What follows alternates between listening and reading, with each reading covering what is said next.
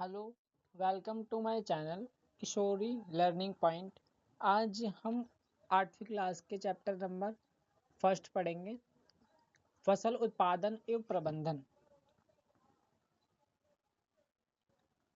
ये बेसिकली जो चैप्टर है वो एक फसल उत्पादन प्रबंध के बारे में है कि हम फसलों को कैसे उगाते हैं। ठीक है, पॉइंट व्यू दे रखा है यहाँ पे। मिट्टी तैयार करना, बुआई, खाद, उर्वरक देना, सिंचाई, खरपतवार से सुरक्षा, कटाई, भंडारण, ये सारी चीजें हैं। तो हम शुरू से पढ़ेंगे कि क्या क्या चीजें हैं, कैसे कैसे। जब एक ही किस्म के पौधे एक स्थान पर बड़े पैमाने पे उगाए जाते हैं तो उन्हें क्या कहेंगे? फसल। उदाहरण के लिए हम ले लेते हैं गेहूं की जो फसल है, वो खेतों में उगाए जाने वाले सभी पौधे गेहूं के जो होते हैं वो उन्हें फसल कह सकते हैं। वो एक ही कतार में एक ही स्थान पर बड़े पैमाने पे उगाए गए हैं।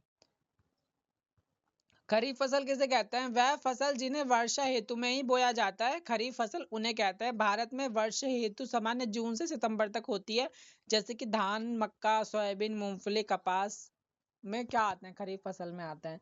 रबी फसलें जो ठंड के टाइम पे होती है, जो अक्टूबर से मार्च तक में उगाई जाती हैं, उन्हें कहते हैं रबी फसल। जैसे कि गेहूं, चना, मटर, सरसों, अलसी रबी फसल में आते हैं। उसके बाद आधारिक फसल प्रबंधियां क्या होती हैं? फसल उगाने के लिए किसानों को अनेक क्रियाकलाप या सामयिक अवधि में करने से पड़ते हैं, और वह क्रियाकलाप इस प्रकार के उन उपयोग को माली अथवा किसी सजावटी पौधे उगाने से करा जाता है, जिसे कहते हैं कृषि पद्धतियां। कृषि पद्धतियों में ये 7 टाइप्स आते हैं, जैसे कि मिट्टी तैयार करना, बुआई, खाद एवं उर्वरक देना, सिंचाई, खरपतवार से सुरक्षा, कटाई, भंडारण।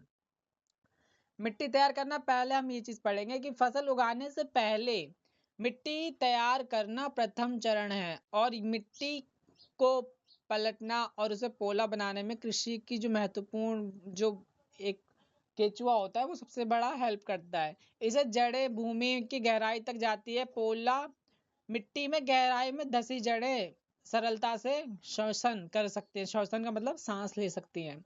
पोला मिट्टी किस प्रकार पौधों की जड़ की सरलता से श्वसन कर सकते हैं? पोली मिट्टी, मिट्टी में रहने वाले जो केचुए होता है, मैंने वही चीज कही ना आपको कि जो सबसे ज्यादा हेल्पफुल है वो है केचुआ, जो कि किसानों की बहुत बड़ी सहायता करता है।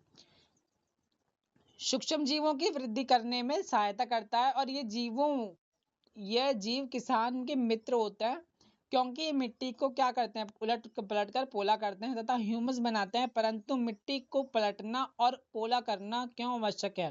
पिछली कक्षा में हम पढ़ चुके हैं कि मिट्टी में खनिज, जल, वायु तथा कुछ पौधे, इसके अतिरिक्त मृत पौधे हो गए, जीव जंतु की मिट्टी में पाए जाने वाले जो जीवों हैं उनको अपघटित होते हैं। इस प्रक्रम में सजीवों में पाए जाने वाले पोषक मिट्टी की नियुक्त होते हैं। यह पोषक जो पौधे हैं वो अवशेषण किए जाते हैं, क्योंकि ऊपरी परत के कुछ सेंटीमीटर की मिट्टी की पौधे की वृद्धि में सहायता करते हैं। इसे पलटने और उसे पोला करने में पोषक पदार्थ और ऊपर ऊपर आ जाते हैं। वो क्या करते हैं केचुए कि जब मिट्टी को वो ऊपर नीचे जब करते हैं तो वो क्या होता है, एक तरह से जो वो एक तरह से बन जाती है कंटिन्यूसली,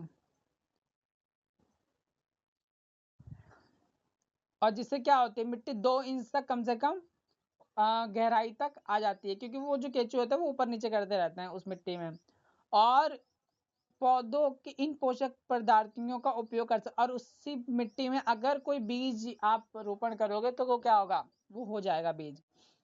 मिट्टी को उलटना पलटना एक पोला करना फसल उगाने के लिए अत्यंत महत्वपूर्ण है। नेक्स्ट क्लास में हम पढ़ेंगे कि जुताई किसे कहते हैं, और कृषि के जो औजार है वो क्या कार्य करते हैं, और बाकी चीजें भी हम देखेंगे कि परंपरागत औजार किसे कहते हैं या फिर कल्टीवेटर किसे कहते हैं।